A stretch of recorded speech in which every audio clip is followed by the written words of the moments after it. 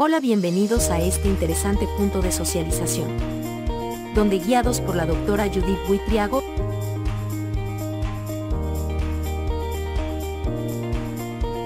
y la doctora Jenny Olivares, analizaremos la contextualización de la realidad en los procesos de investigación.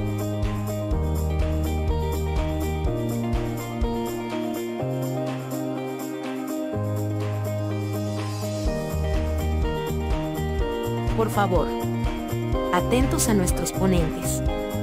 Iniciamos el contenido. Buenos días, sean bienvenidos todos y todas a este preevento del tercer Congreso Internacional sobre Educación Emancipadora de CESPE 2024. En esta oportunidad vamos a tener una intervención, la doctora Jenny Alborada Olivares y mi persona, Judith Buitriago Ramírez, donde vamos a tratar una temática por demás interesante, como lo es la de la contextualización de la realidad en los procesos de investigación. Vamos a dar inicio a esta contextualización de la realidad, presentando el inicio del camino, del mito al logos. El hombre siempre ha buscado la aletheia, la verdad. ¿Cuál es el principio constitutivo o arjé que rige la realidad y que se esconde tras lo mítico y la experiencia habitual? Llegó un momento en que, por ejemplo, los antiguos griegos, dijeron, ya va, no podemos seguir pensando en que la lluvia se ocurre porque la diosa Demeter es generosa con nosotros, llora y sus lágrimas inundan todos los campos donde crecen todas las plantas, todos los vegetales que nos alimentan. Uno de ellos fue Tales de Mileto, un reconocido matemático, quien señala que para él el principio constitutivo o arjé que se encuentra presente en la realidad es el agua. Anaximandro, sin embargo, señala que no es así, que la aletheia, la verdad, presenta es un apeirón o una forma indefinida, o sea, no existe realmente una definición de lo que es esa realidad. Anaxímenes, por su parte, habla de que ese arjé, ese principio constitutivo, es el aire o la niebla. Mientras que tenemos dos grandes filósofos que en muchos casos cuando los leemos, cuando los estudiamos, cuando los interpretamos, nos damos cuenta que parecieran tener unos pensamientos opuestos y contradictorios, Parménides y Heráclito. Cada uno de ellos buscó una forma de pensar, una forma de interpretar ese arjé buscando la aletheia, buscando la verdad. Parménides señalaba que los sentidos presentan una imagen errónea que no concuerda con la razón, por lo tanto no existen cambios en la realidad. Mientras que Heráclito hablaba de las transformaciones, de los cambios, de las contradicciones, que de alguna u otra forma nos recuerda ese principio dialéctico, y decía que el arjé está constituido por el logos. Viene Empédocles y con una gran capacidad de síntesis señala que aire, tierra, fuego, agua, amor y odio son elementos y fuerzas de la naturaleza que constituyen todo ese pensamiento racional, el cual nos permite interpretar y conocer la realidad. En este camino, conociendo la realidad, vamos a encontrar con lo que hemos denominado el spa de la filosofía, Sócrates, Platón y Aristóteles, donde el hombre es el centro. El hombre está en el centro. Sócrates, a través de la mayéutica y de la ironía, señalaba que nadie, o sea, que no somos tablas rasas, que todos tenemos el potencial de aprender, que todos conocemos cosas que sabemos, y hablaba de la igualdad. Presentaba algo muy importante, interesante, que hoy en día sabemos que es fundamental en los procesos de comunicación y de aprendizaje, como son los diálogos. Hablaba de la palabra, de la moral, de los seres humanos, de las virtudes de la sociedad. Sócrates dejó una huella muy importante en ese conocimiento de ese entorno que le rodeaba y que hoy en día nos permite de una u otra forma profundizar no solamente en su pensamiento, sino llevarlo a lo que es el proceso de conocer la realidad. Por otra parte tenemos a su discípulo, a Platón. Platón recogió de una u otra manera todo lo dicho por su maestro, por Sócrates, y aporta algo muy interesante. Aporta el mito de las cavernas, donde se ve la realidad detrás del mundo de los sentidos, el mundo de las ideas. Él dice que lo eterno y lo inmutable son los modelos espirituales o abstractos.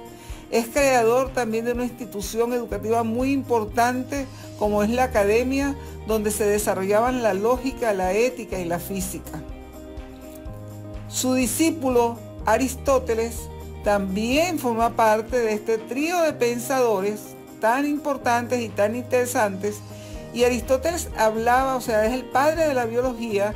Aristóteles hablaba, es el padre de la lógica. Aristóteles hablaba de la sustancia, de la esencia y de la forma como maneras de conocer la realidad.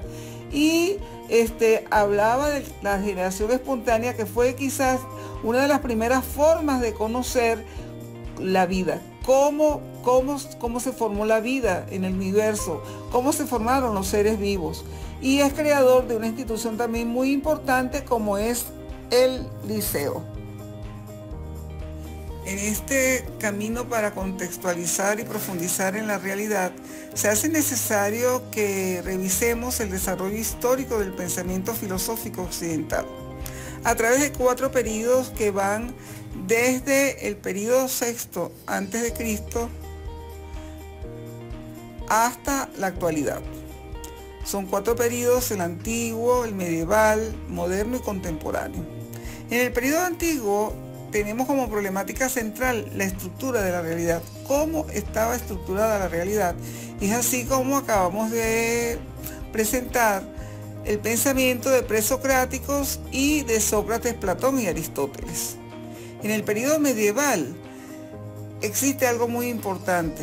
La Iglesia es una institución fuerte que marca el pensamiento y que marca de una u otra forma la realidad de ese entonces. Y la problemática central es la relación entre la fe y la razón, teniendo como principales representantes a Agustín de Hipona y Tomás de Aquino. En la época moderna tenemos que la problemática central es el conocimiento. ¿Cómo se genera el conocimiento? ¿Cómo hacemos los seres humanos para poder conocer, para poder tener ideas, para poder realmente explicarnos la realidad que nos circunscribe? Entonces, de hecho, René Descartes dice, pienso, luego existe, que es uno de los principales representantes. Tenemos a David Hume, Immanuel Kant. Y en la época contemporánea, la problemática central es la fundamentación de las ciencias como tal. Y tenemos como principales representantes a Hegel, a Karl Marx, a Comte, Husserl, Sartre y Gadamer, entre otros. También tenemos Heidegger, está Feyerabend, o sea, Morán, tantos y tantos, ¿verdad?, que actualmente aportan a ese conocimiento de la realidad. Lo importante de todo esto es que cada periodo está marcado con un modo de conocer, con unas relaciones, establecimiento de relaciones económicas, políticas, sociales y culturales que de una u otra forma puntualizan la forma como los hombres durante estos periodos han tratado de conocer y de profundizar en su realidad. Para poder profundizar en la realidad es importante tomar en cuenta algunos aspectos. Primero, es vista para algunos como una forma de aprenderla como producto de su interacción práctica. Para otros es un sistema axiológico, conceptual y procedimental. Algunos filósofos, investigadores piensan que la realidad condiciona su relación con el mundo en términos reales de su existencia. Pero existe un filósofo checo, marxista, Karel Kozik, que señala quizás una de las concepciones de realidad con la cual nosotros compartimos. La realidad no es un objeto pasivo que existe independientemente de la mente humana. La realidad es un proceso activo y dinámico que se crea a través de la praxis humana. Y si nosotros tomamos la praxis como esa forma, esa visión con la cual la asume Paulo Freire, que la praxis es la reflexión y la acción constante, dialéctica, entonces quizás estemos ya llegando a una concepción de realidad donde nosotros podamos indagarla, caracterizarla y profundizarla. Almeida 2018, en su tesis doctoral, hace una exhaustiva investigación, profundización sobre tesis doctorales y allí encuentra 3 tipos de realidades. Ella habla de una realidad desvirtuada, que es aquella donde el investigador, desde su individualidad, observa lo social para satisfacer necesidades propias, en la cual, en esta realidad, el ser social queda cosificado y así la realidad es un resultado investigativo utilizada para, pero no es útil para. Por otra parte, habla de una realidad forzada y esta ocurre cuando el investigador, desde una perspectiva foránea, aborda la realidad desde pensamientos ajenos, apropiándose indebidamente de ellos, los vuelve propios con poca creatividad, agrediendo lo epistémico, copiando modelos ajenos para solucionar problemas propios y haciendo estática y repetitiva la realidad.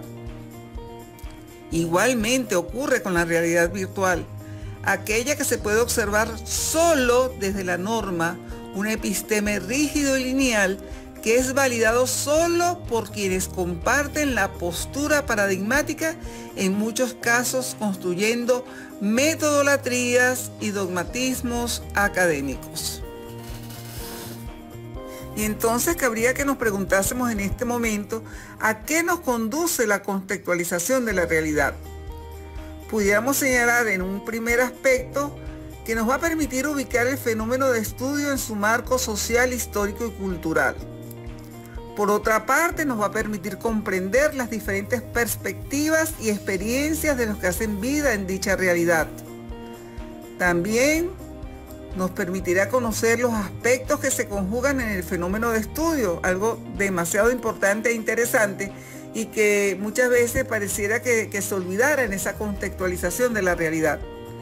También va a permitir validar los hallazgos a través de diferentes maneras, bien sea a través de la validez y confiabilidad, si estamos trabajando con una racionalidad positivista, o a través de la credibilidad, confirmabilidad y transferibilidad, si estamos trabajando con la racionalidad pospositivista, y de acuerdo a ello conjugaremos bien sea la postura sociocrítica o bien sea la postura compleja tras compleja, buscaremos cómo se validan esos hallazgos. Entonces, cuando nosotros hemos revisado, hemos estudiado, hemos interpretado, hemos leído sobre la realidad, existen diferentes tendencias. Muchos dicen la realidad es todo lo que existe. La realidad es observación y cuantificación. La realidad es todo lo que percibimos con nuestros sentidos. La realidad es una construcción social. La realidad es una simulación. Y todo ello se corresponde a diferentes corrientes de pensamiento. Para el realismo, la realidad existe independiente de la mente humana. Para el idealismo, la realidad es una creación de la mente humana. Para la parte fenomenológica, la realidad proviene de las cosas mismas. Y si hablamos del constructivismo, la realidad es una construcción social. Uno de los aspectos que nos trajo a la doctora Jenny y a mí a estos diálogos reflexivos es una preocupación mutua.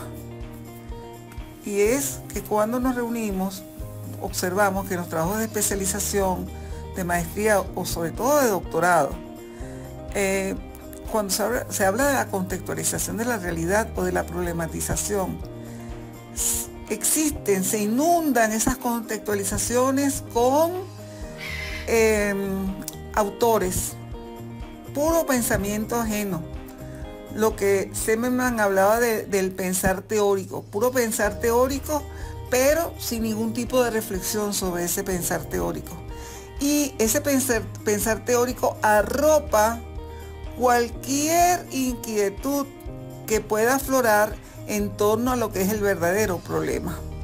Entonces, nosotros acudimos a un famoso filósofo que en el año 1938 sacó un libro denominado La formación del espíritu científico, él es Gastón Bachelard, y él hablaba en ese libro de lo que son obstáculos epistemológicos. Y él decía que el obstáculo epistemológico es lo que hay entre el deseo del conocimiento del científico y el objeto que estudia.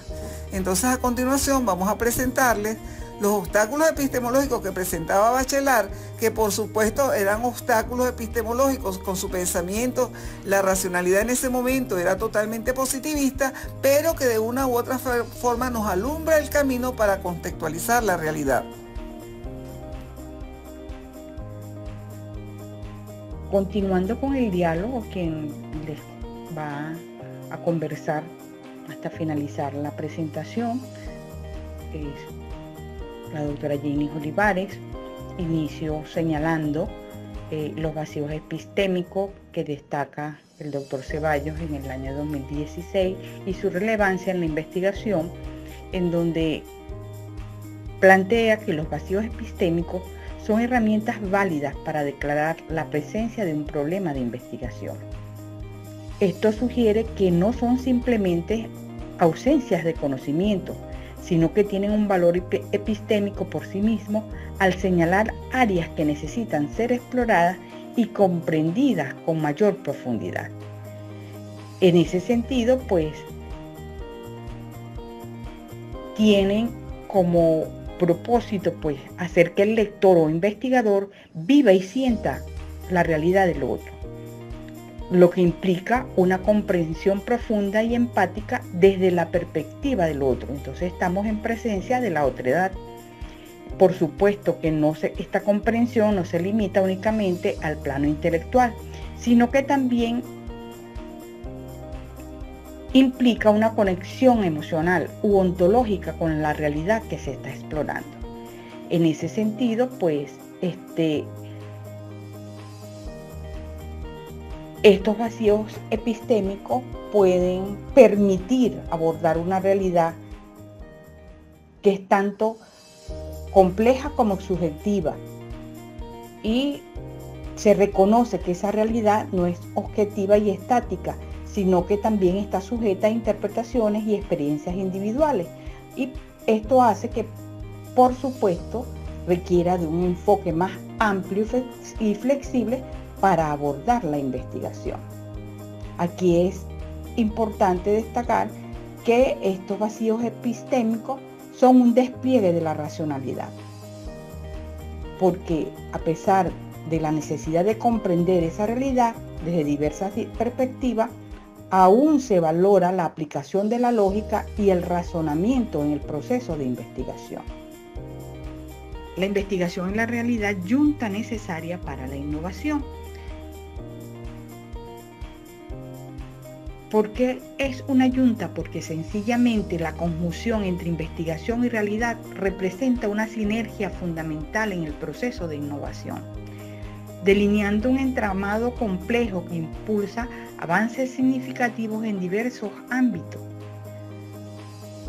Porque la investigación proporciona el sustento teórico y metodológico que es necesario para comprender y abordar hechos observables que están inherentes en una realidad. Y es a través del proceso investigativo que se exploran, se analizan, se describen, se identifican fenómenos, problemas, para sencillamente dar respuesta o soluciones basadas en esas evidencias a esa realidad que se aborda. En ese sentido, pues, la realidad misma actúa como un catalizador para la investigación al presentar situaciones concretas que requieren respuestas innovadoras Y en ese punto de encuentro es donde surge la innovación. En ese sentido, pues la innovación se manifiesta como la capacidad de transformar ese conocimiento generado por la investigación en aplicaciones prácticas y soluciones tangibles que generan, por supuesto, un impacto en todo y cada uno de los factores presentes en esa realidad, bien sea económico, social, político, cultural, entre otros. Y cuando la investigación y la realidad se fusionan, pues se desencadena un proceso dinámico de creación y adaptación donde las ideas, porque ¿de dónde nacen las investigaciones? Desde las ideas que tiene uno como investigador, bien sea revisando texto, bien sea alguna de la cotidianidad, cuando uno asiste a estos eventos. Desde allí comienza esa idea a quedar y a inquietar a uno como investigador para buscar refinar y buscar la manera de abordar esa idea y sencillamente dar una respuesta a ese problema o fenómeno que uno requiere investigar. En ese sentido, pues esa sinergia que hay entre la investigación y la realidad no solo impulsa los avances tecnológicos y científicos, sino también que promueve el desarrollo social, la sostenibilidad ambiental y la inclusión, entre otros aspectos que son clave para el progreso humano.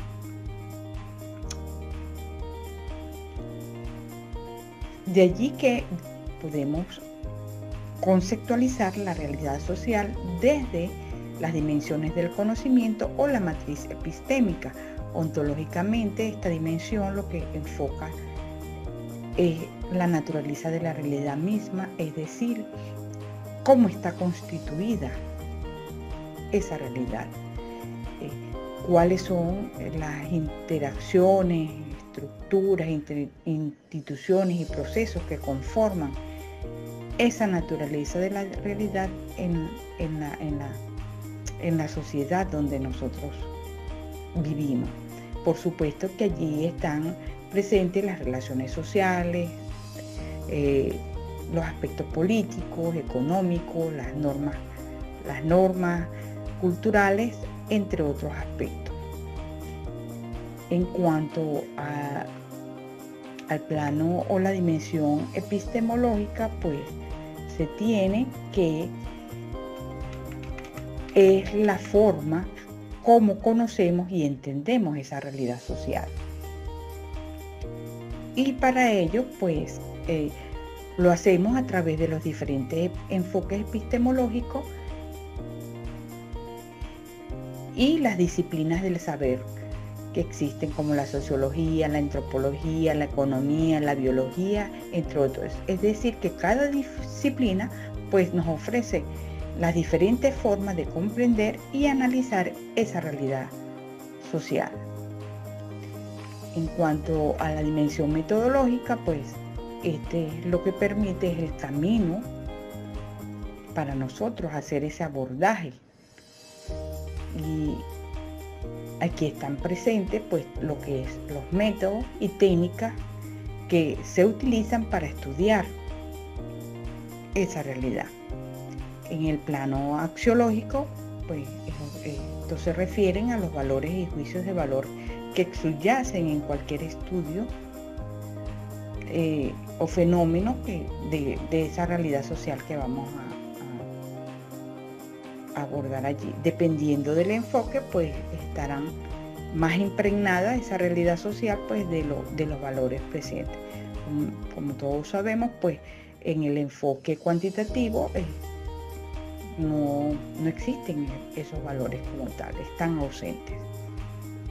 Y pues la dimensión teleológica sencillamente es el propósito que persigue cualquier investigación o cualquier realidad social abordada, donde se busca pues responder a las necesidades y demandas de la sociedad en un momento dado. Por supuesto, haciendo uso de estos enfoques y perspectivas epistemológicas que existen para desarrollar cualquier proceso de investigación, porque pues estarán más impregnada esa realidad social pues de los valores presentes.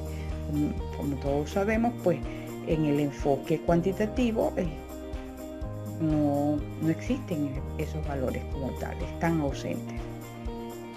Y pues la dimensión teleológica sencillamente es el propósito que persigue cualquier investigación o cualquier realidad social abordada, donde se busca pues responder a las necesidades y demandas de la sociedad en un momento dado. Por supuesto, haciendo uso de estos enfoques y perspectivas epistemológicas que existen para desarrollar cualquier proceso de investigación, ¿verdad?, de la sociedad en un momento dado. Por supuesto, haciendo uso de estos enfoques y perspectivas. De allí que Bermúdez y García pues nos presentan pues los esquemas paradigmáticos, en el caso con su respectivo supuesto. Por supuesto, en el caso del positivismo, ellos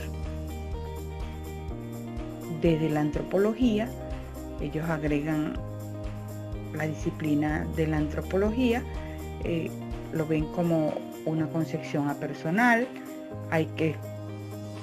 Observan que hay un divorcio entre la ciencia y el hombre, el investigador es un sujeto neutro y además el objetivismo niega la subjetividad. En cuanto al positivismo, pues su filósofo predominante es Augusto Comte. Hay leyes observables y comprobables empíricamente. Hay una visión mecanicista de esa realidad.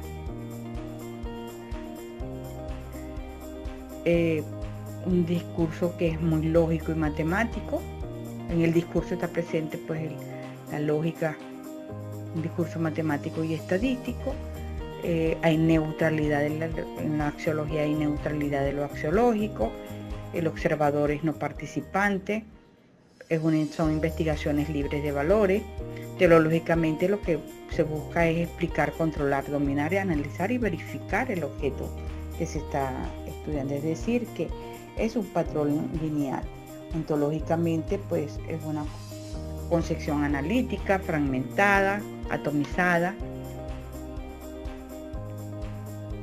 Noxiológicamente pues hay una independencia entre el sujeto que conoce y el objeto se está presente la objetividad.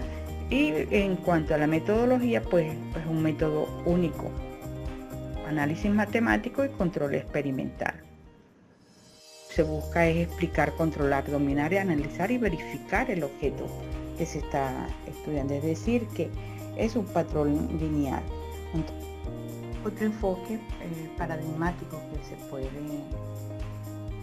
utilizar para abordar la realidad social es el interpretativo. Desde la antropología se ve que se reivindica a la persona como sujeto de saberes.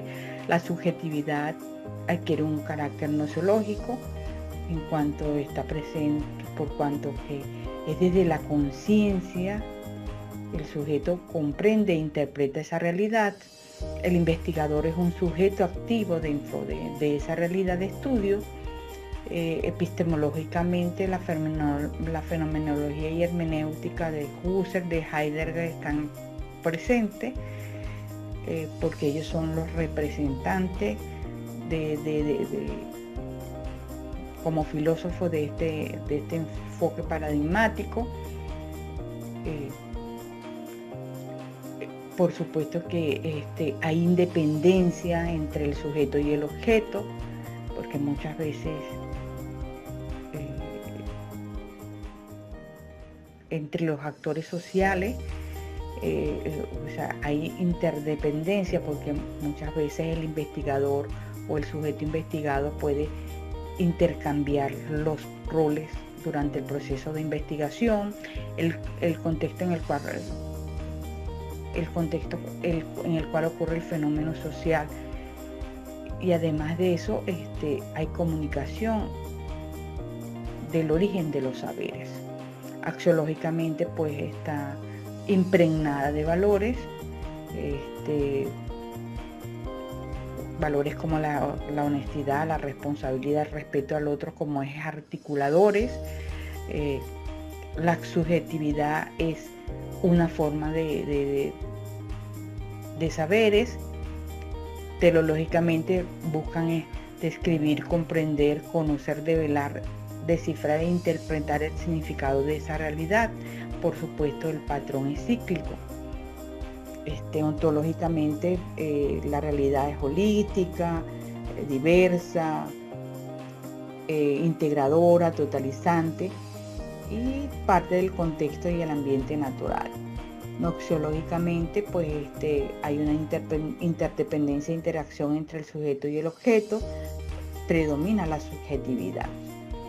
En cuanto a la metodología, pues la variedad de métodos hermenéuticos, fenomenológicos, etnográficos y las historias de vida, entre otros. Inclusive aquí está también la investigación.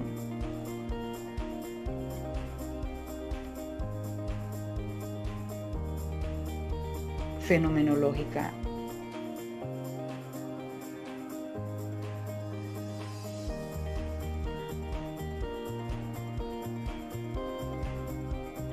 Ontológicamente la realidad es holística, diversa, integradora, totalizante y parte del contexto y el ambiente natural.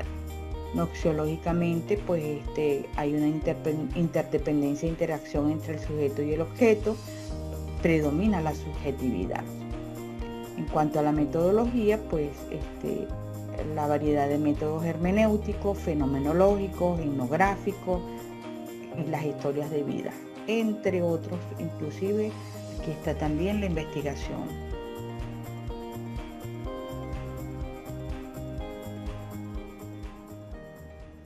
Fenomenológica.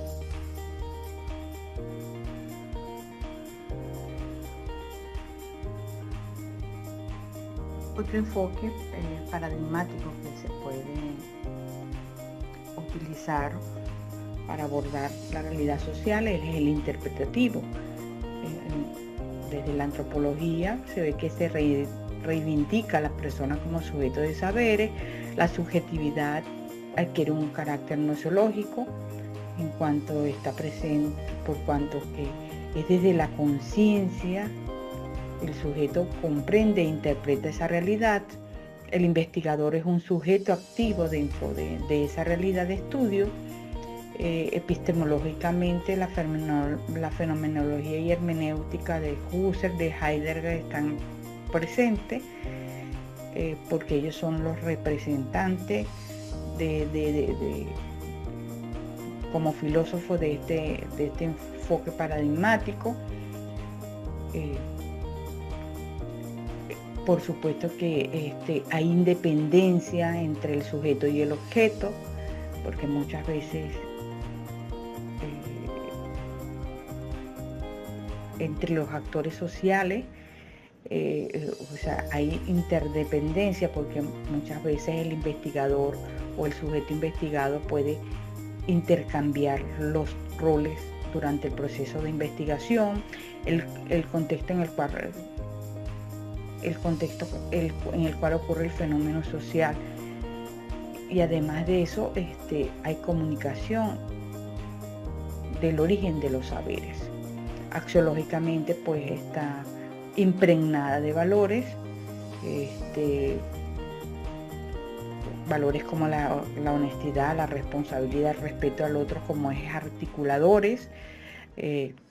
la subjetividad es una forma de saberes. Teleológicamente buscan describir, comprender, conocer, develar, descifrar e interpretar el significado de esa realidad. Por supuesto, el patrón es cíclico. Ontológicamente, la realidad es holística, diversa, integradora, totalizante y parte del contexto y el ambiente natural. Noxiológicamente, pues hay una interdependencia e interacción entre el sujeto y el objeto, predomina la subjetividad. En cuanto a la metodología, pues la variedad de métodos hermenéuticos, fenomenológicos, etnográficos y las historias de vida, entre otros. Inclusive aquí está también la investigación.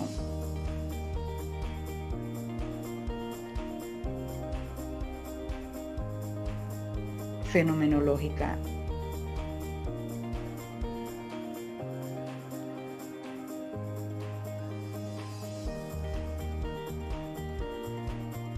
El último enfoque para abordar la realidad social tenemos que es el enfoque paradigmático de la complejidad y la transcomplejidad, el cual Ríos, modificado por Buitriago en el 2011, señala que desde la antropología la realidad es multifacética, multireferencial, diversa y multicentrada, en donde es holística, no fragmentada, y además de eso es construida, y que hay una visión relacional y compleja de donde emergen situaciones no previstas. Epistemológicamente, pues aboga por un entendimiento del conocimiento como contextual y relativo, reconociendo la diversidad de perspectivas y enfoques que pueden arrojar luz sobre la realidad social. En este sentido se valora la interdisciplinariedad y la transdisciplinariedad, es decir, la integración de múltiples saberes para una comprensión más completa y profunda de los fenómenos sociales. Metodológicamente, pues se tiene que propone un enfoque holístico e integrador en la investigación que considera la complejidad de los sistemas sociales y que permite capturar la multidimensionalidad de los fenómenos estudiados. Esto implica el uso de métodos mixtos y la combinación de técnicas cualitativas y cuantitativas para abordar la complejidad de manera adecuada. En cuanto a lo axiológico, pues se fundamenta en valores como la apertura, o sea, la tolerancia, el respeto hacia la diversidad cultural y epistémica, y reconoce la importancia de la reflexividad y la autocrítica en la investigación, así como el compromiso ético con las comunidades estudiadas y la promoción de la justicia social y la equidad. En cuanto a la ontología, pues reconoce que la realidad es como un sistema complejo compuesto por múltiples interrelaciones entre diversos elementos, donde los fenómenos sociales no pueden ser reducidos a simples causas y efectos lineales, sino que emergen de interacciones dinámicas y recursivas. Y teleológicamente, pues se orienta hacia la generación del conocimiento que trasciende las simplificaciones y los reduccionismos, contribuyendo por supuesto a una comprensión más profunda y matizada de la realidad social. Es decir, que busca promover la transformación social mediante la identificación de patrones emergentes y las promociones de prácticas y políticas que favorecen la coexistencia pacífica y sostenible en este momento donde la sociedad es cada vez más interconectada y compleja. Ontología, pues, reconoce que la realidad es como un sistema complejo compuesto por múltiples interrelaciones entre diversos elementos, donde los fenómenos sociales no pueden ser reducidos a simples causas y efectos lineales, sino que emergen de interacciones dinámicas y recursivas. Y teleológicamente, pues se orienta hacia la generación del conocimiento que trasciende las simplificaciones y los reduccionismos, contribuyendo por supuesto a una comprensión más profunda y matizada de la realidad social. es decir, que busca promover la transformación social mediante la identificación de patrones emergentes y las promociones de prácticas y políticas que favorecen la coexistencia pacífica y sostenible en este momento donde la sociedad es cada vez más interconectada y compleja. Social mediante la identificación de patrones emergentes y las promociones de prácticas y políticas que favorecen la coexistencia pacífica y sostenible en este momento donde la sociedad es cada vez más interconectada y compleja.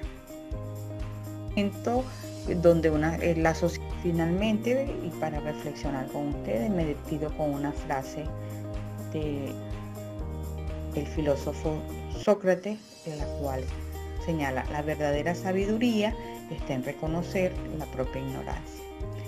Esto nos indica que todavía hay muchas cosas que no conocemos y que eso nos permite realmente, el reconocimiento de eso nos permite ser sabios.